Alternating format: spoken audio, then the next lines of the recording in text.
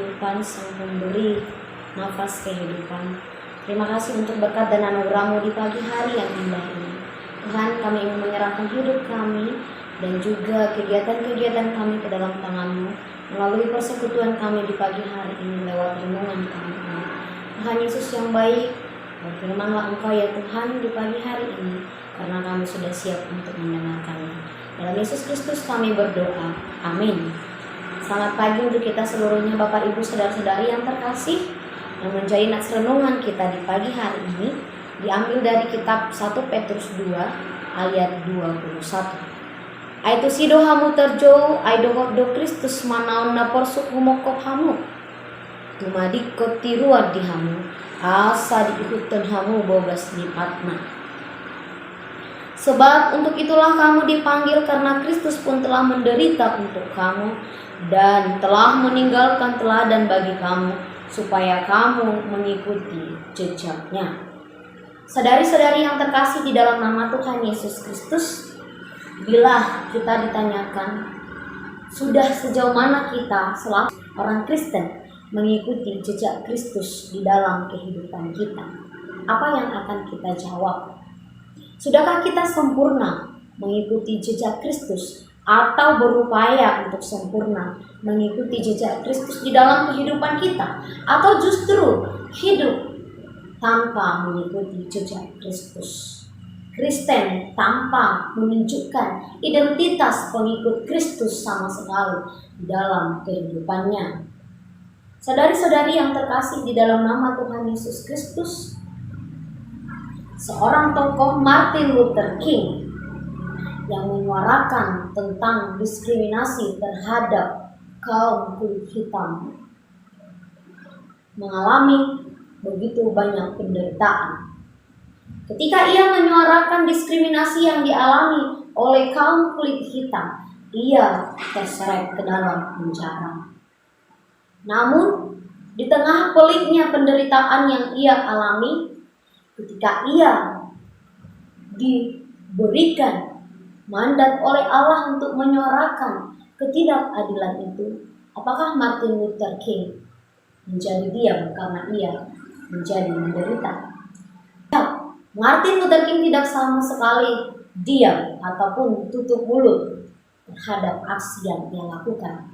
Bahkan di dalam jeruji, ia tetap mengirimkan surat untuk menyuarakan bentuk-bentuk diskriminasi, ketidakadilan yang dialami oleh kaum kulit hitam yang disebut surat penjara dari Birmingham. Martin Luther King merasa ia terpanggil untuk menyampaikan suara kenabian agar orang-orang yang saat itu menindas atau berbuat tidak adil terhadap orang-orang kulit hitam mampu bertobat dan mewujudkan kesetaraan bagi setiap manusia. Yang terkasih di dalam nama Tuhan Yesus Kristus, demikian halnya dengan nats renungan kita pagi hari ini. Ketika Rasul Petrus menyampaikan kepada kita supaya di dalam kehidupan kita yang kadang-kala mendapatkan penganiayaan, mendapatkan tindakan ketidakadilan, menghadapi berbagai banyak cobaan, kita mampu untuk tetap setia mengikuti jejak Kristus. Petrus menyuarakan, sekalipun kita harus menderita, kita harus tetap setia mengikuti Kristus. Karena di dalam penderitaan kita, di dalam ketertolakan kita, kita mampu setia kepada Allah. Itu berarti merupakan sebuah kasih karunia. Sebab ketika kita menderita, tetapi kita tetap setia mengikutinya, kita patut untuk mendapatkan pujian. Kita patut untuk mendapatkan apresiasi. Allah tidak pernah menjanjikan kepada kita orang Kristen supaya kita tidak menderita. Justru setiap orang Kristen terpanggil untuk memikul salib dan tetap mengikuti jejak Allah. Jika kita perbandingkan penderitaan kita dengan apa yang dialami oleh Yesus Kristus, barangkali Yesus Kristus pun patut untuk memberontak karena dia tidak melakukan satu kesalahan, tetapi ia tetap harus mengikuti penderitaan di kayu salib.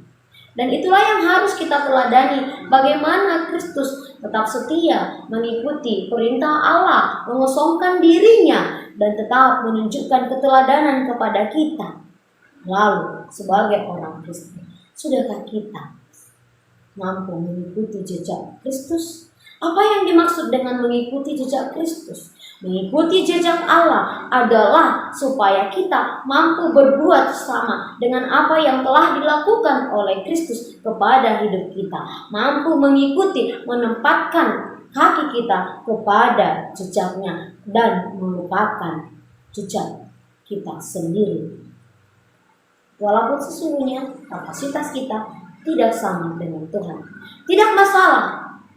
Yang paling penting ketika orang Kristen mau untuk bergerak, mau untuk mengikuti, mau untuk meneladani Tuhan, itulah yang sangat dinantikan Allah. Kita dipanggil agar kita berproses menuju kesempurnaan.